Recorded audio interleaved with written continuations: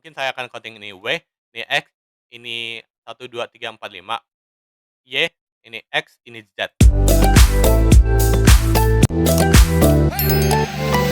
Halo semuanya, selamat datang di channel Analisa Tren. Pada video kali ini, saya akan melanjutkan materi Basic to Advanced Elite Wave bagian kedua, oke? Sebelum memulai, disclaimer kembali. Jika sudah, mari kita mulai. S500. Salah satu bagian yang paling penting dalam Elite Wave itu adalah untuk memahami aturan dari Elite Wave sendiri, oke? Pada video sebelumnya, saya sudah menyinggung salah satu sumber yang bisa kalian dapat untuk melihat aturan-aturan Elite Wave ada di sini, elitewaveforecast.com, oke? Nah, di sini saya akan menjelaskan kembali satu persatu aturan yang paling penting yang ada di sini, oke? Nah, untuk bagian ini, kita akan langsung ke bagian intinya ya. Jadi, bagian Fibonacci dan lain-lainnya, ini kayak wave degree dan lain-lain, ini akan dilanjutkan di part berikutnya. Nah, fokus ke yang bagian penting dulu, yaitu di ini, jenis-jenis wave-nya, yaitu yang pertama, ada motif wave, oke? Di mana motif wave ini adalah terbagi menjadi 2. Ini adalah motif wave ini itu hitungannya kayak badan cangkul. Terus corrective wave itu kepala cangkul, oke. Nah, motif wave ini kalau di sini dia membaginya menjadi 3, ada 4 ya motif wave-nya. Yang pertama impulsif, oke. Impulsif maksudnya kayak gimana? Impulsif itu adalah wave 1, 2, 3, 4, 5, oke. Di mana aturan utama dari motif wave impulsif adalah 3 tidak selalu paling pendek, 3 boleh lebih pendek dari satu, tapi nggak boleh paling pendek, oke?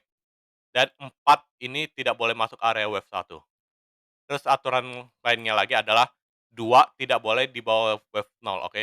Nah, itu adalah aturan paling penting. Ini adalah aturan basic dari motif wave impulsif, oke? Nah, terus next dia ada impulsive with extension, oke? Di mana itu maksudnya kayak gimana? Maksudnya kayak, jadi ada ekstensi yang kadang kalian bisa lihat wave satu panjang banget, terus 2, 3, 4, 5, oke. Nah, 3 tidak paling pendek, 4 tidak masuk satu, 2 tidak, retrace di bawah satu, tapi wave satunya panjang banget. Artinya apa? Ini adalah ekstensi pada wave satu, oke. Ada juga ekstensi pada wave 3, yaitu satunya pendek banget, duanya biasa, tiganya panjang banget, terus 4 dan 5, oke. Nah, terus ada lagi yaitu 1, 2, 3, 4 dan 5-nya panjang banget, oke. Di mana bagian ekstensi ini, itu biasanya di dalamnya kelihatan jelas juga, oke, ada 5 wave, oke. Nah, ini maksudnya. Aturannya sama kayak, impulsif biasa, yaitu 3 bukan paling pendek, 4 tidak masuk satu dan 2 tidak sampai ke bawah satu, oke. Itu aturan dari impulsif, oke. Jadi kalau misalnya 3 aturan itu tidak tidak terpenuhi, artinya itu bukan impulsif, oke. Nah, next, berikutnya, dia ada namanya leading diagonal, oke. Leading diagonal dan ending diagonal. Ini sebenarnya sama ya, namanya diagonal, oke. Di mana diagonal itu biasanya terjadi di ini, wave satu dan wave 5 dalam skala yang lebih besar, oke. Misalnya saya kasih ini warna hitam, oke. Nah, jadi kayak gini, anggap ya. Nah, diagonal itu kayak gimana artinya? Yang pertama ini kayak gini, saya buka, ini warna biru, oke. Di mana ini adalah di sini, oke, satunya masuk ke 4-nya masuk ke area wave satu dan 2 tidak masuk ke bawah wave satu, oke. Ini. Jadi, aturan dari diagonal adalah 3 bukan paling pendek, oke. Nah, 4 masuk ke area wave satu, oke. Jadi kalau misalnya dia motif wave, tapi 4 masuk ke area wave satu, artinya dia pasti diagonal, oke. 2 tidak di bawah wave nolnya, oke. Ini diagonal, leading diagonal. Kalau ending kayak gimana? Ending sama, cuma dia terjadinya di wave 5 dalam skala yang lebih besar, oke. Kayak gini. Nah, sama satu lagi, di sini dia nggak sebutin ya, kalau leading dia sama ending-nya, oke. Jadi diagonal itu nggak mesti harus dia makin kecil kayak gini, oke. Diagonal itu bisa lebih besar, oke. Misal 1, 2, 3-nya nggak paling pendek, 4 masuk ke 1, dan 5. Oke, artinya apa? Ini juga masih termasuk diagonal, oke. Nih, 1 wave 4 masuk ke area wave 1, wave 3 bukan paling pendek, dan ternyata 5-nya paling panjang. Kalau yang ini kan satunya paling panjang kan, kalau diagonal yang satu ini, oke. Ini yang biasa sering terjadi, tapi ini juga termasuk diagonal, oke. Nah, terus bagian dalam diagonal itu bisa 3 3 3 3 5, oke, di sini. Atau 5 3 5 3, oke. Maksudnya apa? Maksudnya kalau misalnya dia diagonal, subwave dari wave 1 3 5 itu sebenarnya boleh 3, oke. Nah, plus sama aturan lagi, diagonal itu subwave-nya itu nggak boleh, flat, oke, atau complex correction. Subwave-nya itu harus zigzag kalau misalnya dia mau korektif, oke. Misalnya nih 1, 2, 3, 4, dan 5, oke. Ini adalah diagonal misalnya kan. Nah, kayak gini. Maksudnya apa? 3 3 5 artinya di dalam satu itu bukan 5 wave, oke. Di dalam satu itu sebenarnya ada 3 wave. Nah, kayak gini, ABC, terus di sini ada ABC, terus di dalam sini ada ABC, terus di dalam sini ada ABC, terus di dalam sini ada ABC, oke. Maksudnya kayak gini, oke. Di mana ABC ini adalah, eee, correction zigzag, oke. Zigzag correction, oke, yang ada nanti akan dijelaskan, oke. Jadi diagonal kalau misal dia mau 3 3 3 3 3, artinya di dalamnya itu tiganya itu harus zigzag, oke. Jadi kalau misalnya kalian lihat, oh, dia kelihatan diagonal nih, tapi ternyata kalau kalian cek di wave 2-nya dia ternyata adalah, flat correction, oke. Artinya apa? Artinya ini bukan diagonal, oke. Ini bukan motif wave. Ini artinya dia, mungkin ini adalah korektif, oke. Sedangkan motif wave diagonal itu pasti zigzag, oke. Nah, itu aturannya, oke, yang tidak tertulis di sini, oke. Nah, next dia ada motif sequence, oke, sequence. Di mana ini ada 5, 9, 13, 17, dan seterusnya. Pokoknya ini selalu plus 4 yang sebelumnya sering saya bilang, yaitu kalian hitung jumlah wave-nya, oke. 1, 2, 3, 4, 5. Kan ini biasa. Nah, terus ada 1, 2, 3, 4, 5, 6, 7, 8, 9. Oke, seterusnya, oke. Dan plus 4 terus, oke. Karena kenapa? Karena bisa jadi ini 1, 2, 3, 4, dan ini 5, oke. Itu maksudnya, oke. Motif sequence ya, oke. Next, di sini dia ada nyebutin ini, personality dari wave 1 sampai 5 ya, oke. Di mana wave 1 ini biasanya ini adalah wave inisiatif, oke. Jadi wave 1 ini biasanya akan, terlihat kalau misalnya dia wave 1 untuk bullish ya. Misalnya sebelumnya kan dia turun kan, dia kan turun, naik, turun, naik, turun, oke. Nah, wave 1 ini biasanya adalah wave inisiatif di mana volumenya itu biasanya lebih besar, oke. Lebih besar dan kalau kalian bandingkan sama korektif sebelumnya, mungkin pas dia naik ini, kalian nggak akan sadar, "Oh, ini wave 1 atau bukan," kan. Nah, cuma kalian ketika naiknya udah selesai, kalian bisa sadar ini wave 1 atau bukan dari ini, kenaikannya, oke. Ketika dia bearish, oke, dia naik, itu kecil, oke. Terus turun lagi, naiknya kecil, tapi ketika sampai di sini, dia naiknya tuh jauh-jauh lebih besar dari kenaikan sebelum-sebelumnya, oke. Nah, ini tanda-tandanya wave 1 dan volumenya biasanya besar, oke, di wave 1. Nah, sama halnya dengan kebalikannya kalau dia, korektif, oke. Nah, ini sama ya. Tinggal dibalik aja logikanya. Nah, sedangkan wave 2 ini biasanya retracement dari wave 1, oke. Jadi kalau misalnya kadang wave 1 ini biasanya yang nge-break, oke, yang nge-break, bearish channel, misalnya di sini kan. Ini adalah bearish channel, oke. Nah, wave 2 biasanya ini untuk retest saja, oke. Biasanya volume wave 2 itu nggak akan sebesar ini, oke. Nggak akan sebesar volume wave 1, oke. Nah, terus next ada wave 3. Wave 3 di mana ini adalah wave impulsif paling besar biasanya, tidak selalu karena ada juga yang 5 lebih besar kan. Nah, cuma biasanya itu wave 3 adalah yang paling besar, oke. Nah, volume yang terjadi dalam wave 3 ini juga paling besar. Kenapa?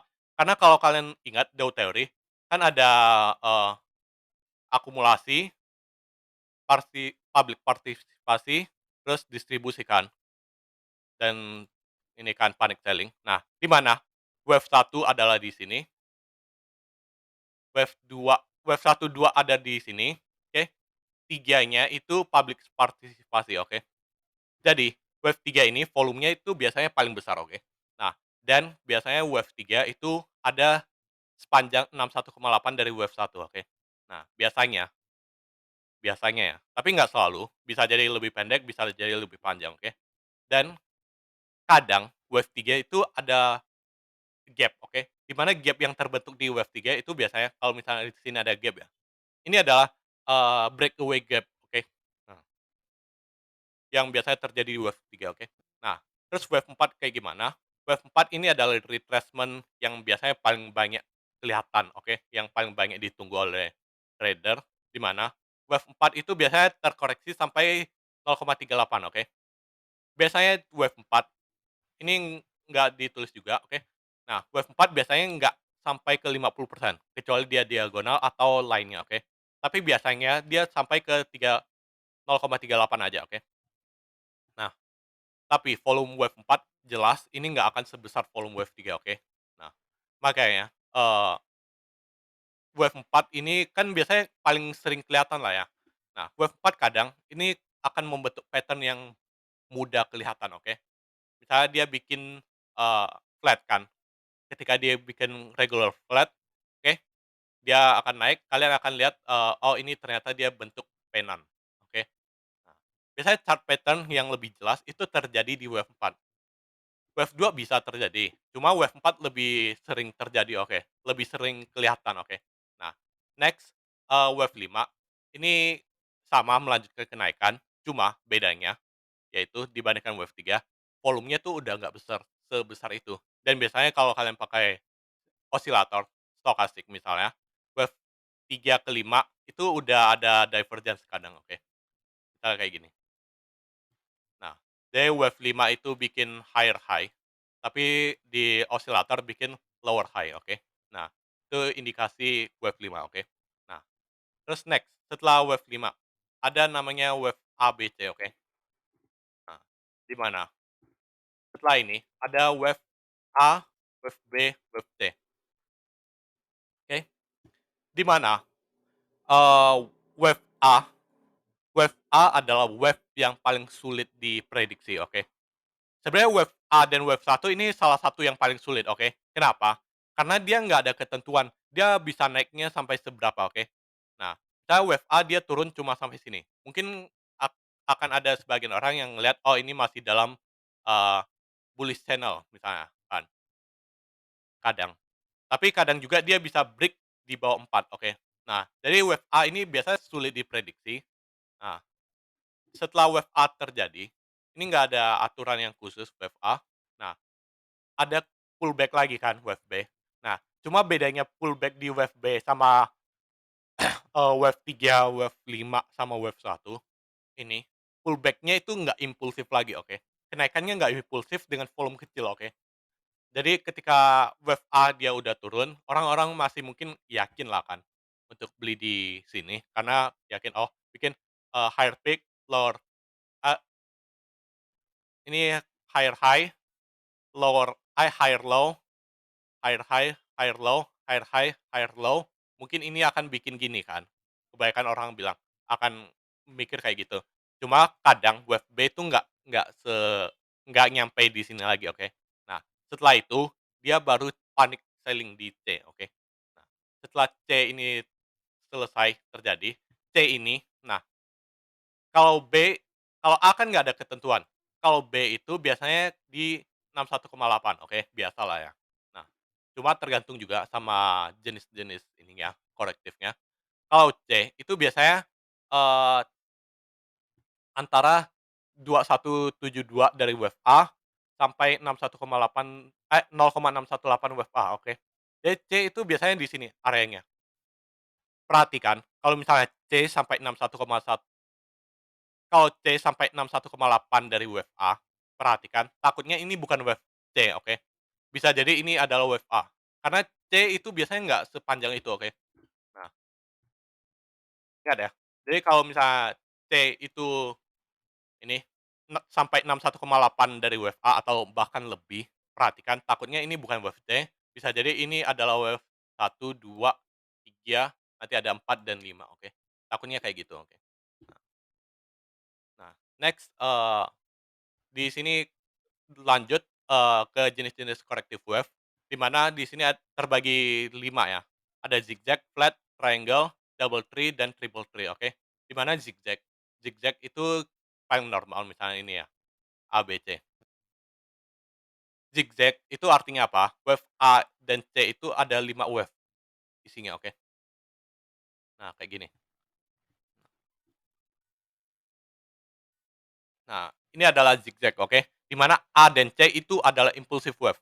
Tapi perlu kalian ingat, aturannya adalah wave C tidak 61,8, tidak sampai 1,618 dari wave A, oke. Itu aturannya. Dan wave B biasanya di, 50% sampai 61,8, oke. Nah, nih sesuai inilah aturannya, oke. Nah, terus next setelah zigzag ada ini, flat. Flat flat itu kayak gini nih.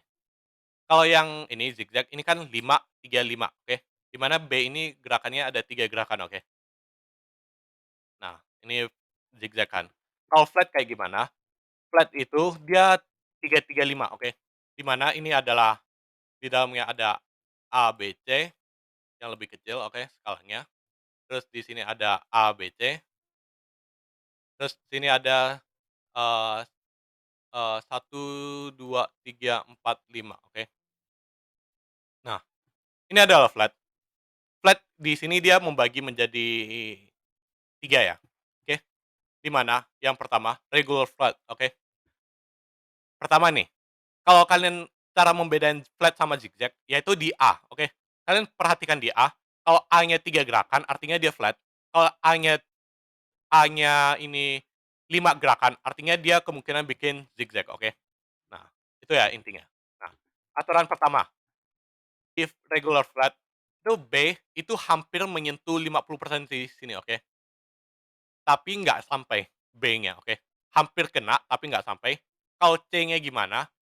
C-nya itu bisa kurang dari A, bisa lebih dari A. Sesuai, ini, rasio Fibonacci di sini, oke. Nah, jadi yang regular flat itu bisa gini, oke. Nah, yang biasanya penan itu kayak gini, oke. Jadi ini impulsif, terus dia bikin regular flat, dan ini ditarik, ini jadi penan, oke. Nah, ini penan. Oke. Nah, ini regular flat, oke, kalau di Elliott wave. Kalau di chart pattern itu namanya pennant, oke.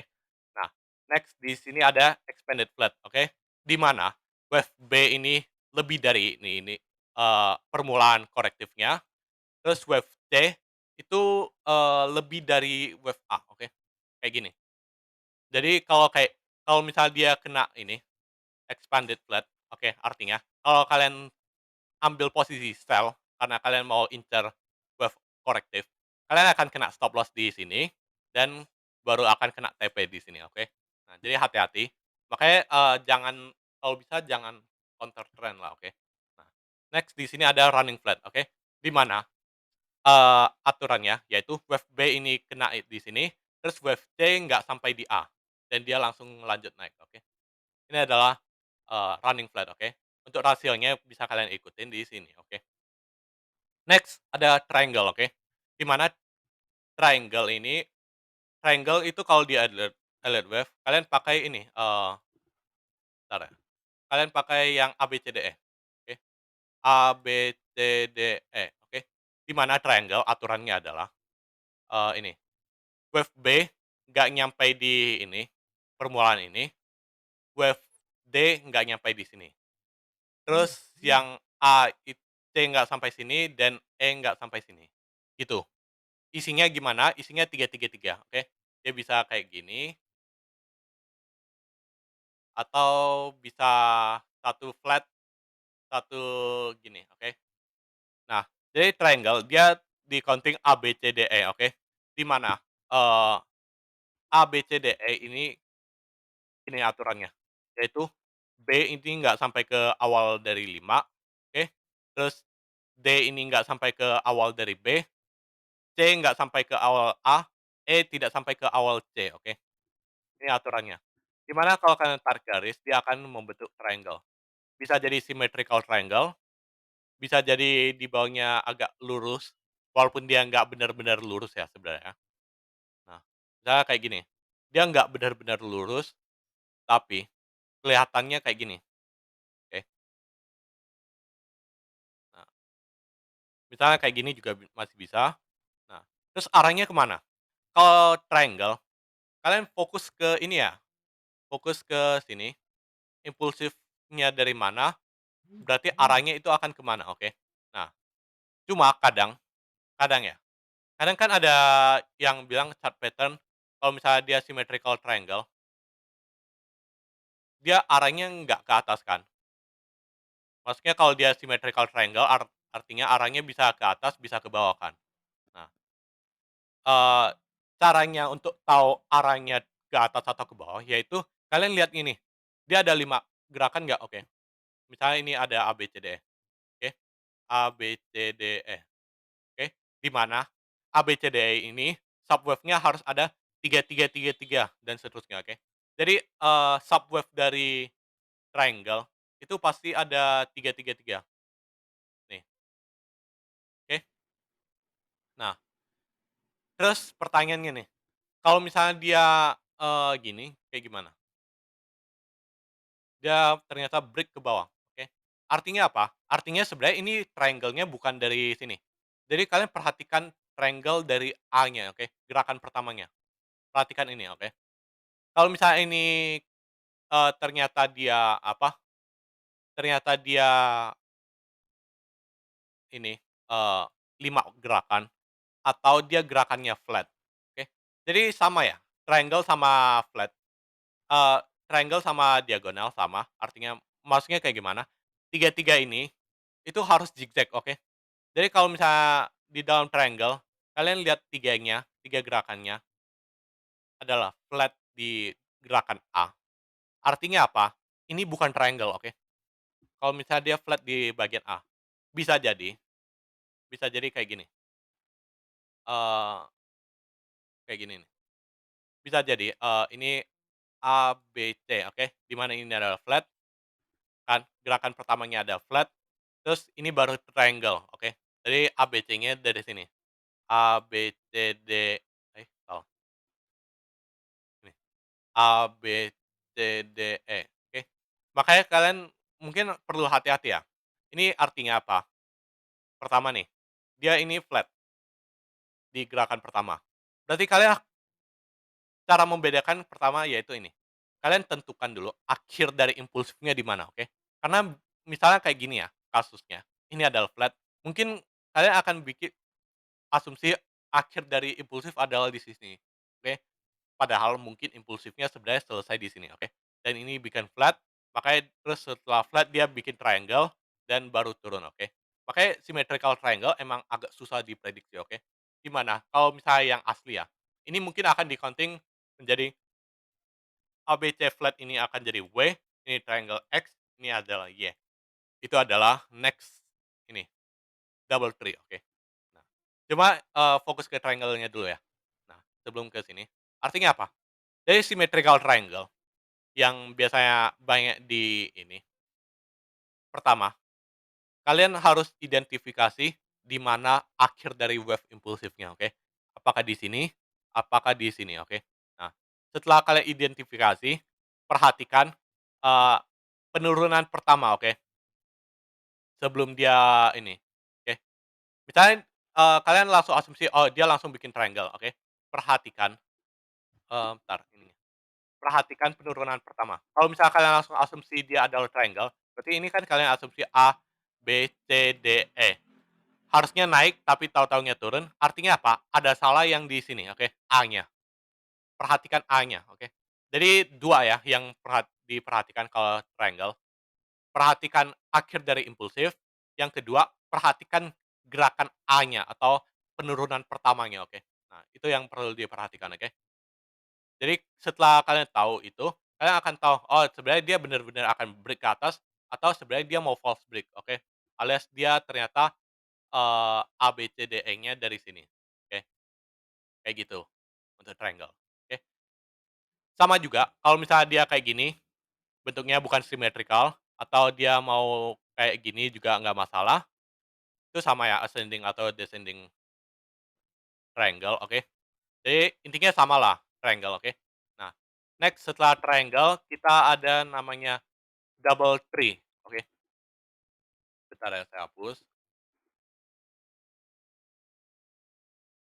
Oke, di sini saya akan gambar lagi.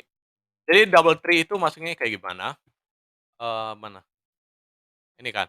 Double tree artinya, dia ada 2 gerakan, ada 3 gerakan, yaitu W, X, Y, di mana secara Fibonacci, W, X, Y ini nggak ada ketentuan, entah dia mau di sini, entah dia mau kayak flat, atau dia mau, gini zigzag juga nggak masalah, oke. Tapi intinya double tree itu artinya apa, dia isinya adalah 3, 3, dan 3, oke. Tiga-tiga ini artinya apa, dia dia beda ya sama kayak kalau dia flat, itu kan 3, 3, 5, oke. Nah, kalau double tree itu 3, 3, 3, 3 kali 3, oke. Atau dia bisa isinya 3 ini zigzag, atau bisa jadi ini 3 yang pertama ini adalah flat, 3 kedua ini juga flat, entar, kayak gini. Terus 3 ketiga triangle ternyata misalnya, oke. Misalnya kayak gini, eee, A, B, C, D, E, kayak gini nih. Gini ya, saya gambar lagi ya. Misalnya gini, yaitu maksudnya double tree artinya 3 kali ini, zigzag, flat, triangle dikombinasikan sebanyak 3 kali, oke. Misalnya kayak gini ya, ini 3 pertama adalah flat, oke, extended flat, oke. 3 kedua adalah triangle, 1, 2, 3, 4, 5, oke. Di mana ini triangle, terus 3 berikutnya ini flat lagi, 1, 2, 3. Nah, kayak gini nih. Ini emang agak susah kalau complex correction. Bagian complex correction itu adalah double tree dan triple tree, oke. Di mana kalau untuk orang awam sebenarnya, menurut saya mungkin hindari dulu, eee, untuk meng-counting complex correction karena ini cukup susah, oke. Nggak sesimpel itu. Jadi makanya, kadang kalau misalnya kena correction, solusi yang paling baik daripada kalian counting isinya. Kalau kayak gini kan susah kan. Misalnya nih, saya tarik garis gini, oh ini gimana cara counting-nya? Ini kan susah kan untuk di-counting. Nah, ini mungkin, sebagian orang akan lihat, oh ini sideway nih, atau ini adalah rally, base, rally, oke, oke. Nah, ini kan susah kan, gimana cara identifikasikan? Karena ini isinya adalah, ini, complex correction, oke. Ini mungkin rally, base, rally, oke, disebut orang-orang. Nah, padahal ini mungkin adalah W, X, Y. Nah, atau kalau nggak WXY juga sebenarnya bisa triple tree ya. Jadi langsung digabungin. Triple tree artinya apa? Dia ada W, X, Y, X, Z. Ini sama kayak double tree, cuma dia diulang 5 kali, oke. Diulang 5 kali. Kalau ini kan cuma diulang 3 kali kan. Kalau ini diulang 5 kali, oke. Jadi sesulit itu kalau misalnya mau di-counting, oke. Makanya agak susah. Ini misalnya saya mau counting W, X, Y, Z ya. Misalnya saya mau counting ini, kan ini 3, 3, 5, oke. Nih, perlu kalian ingat, kalau misalnya yang tadi, ini kan kayak gini kan, misalnya saya selain mau counting W, X, Y, saya mau counting ini 3, naiknya 3, ini turunnya 3, ini 3, ini nih, kayak gini juga bisa, oke. Jadi ini selain bisa di-counting W, X, Y, kayak gini, ini juga bisa di-counting W, X, Y, X, Z, oke. Jadi bisa double tree, bisa triple tree, bisa mungkin ada yang mau abaikan, dia mau langsung counting ini 1, 2, 3 juga, ya nggak masalah lah kan, oke?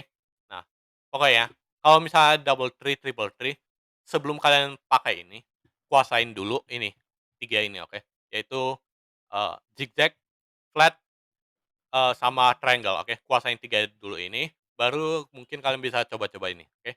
Terus solusinya kayak gimana kalau misalnya kayak gini? Yaitu kalian bikin channel, oke? Pertama kalian bisa bikin box, box sideway, oke? Nah, atau kalau enggak pakai Fibonacci channel. Tarik aja swing high ke swing high, proyeksikan ke swing low, oke? Jadi kalau misalnya dia break channel, artinya dia udah selesai, oke? Nih, oke? Karena selain dia ribet, diulang 3 atau 5 kali, ini misalnya W, X, Y, X, Z, oke? Dia itu nggak ada rasio Fibonacci yang pasti, oke? Di mana X kedua bisa di sini, Z di sini bisa, oke? Oke. Nah, saya nih, saya mau saya mau asal nih, ini kan impulsif, terus korektifnya kayak gimana, mungkin saya akan bilang kayak gini, terus saya mau gini,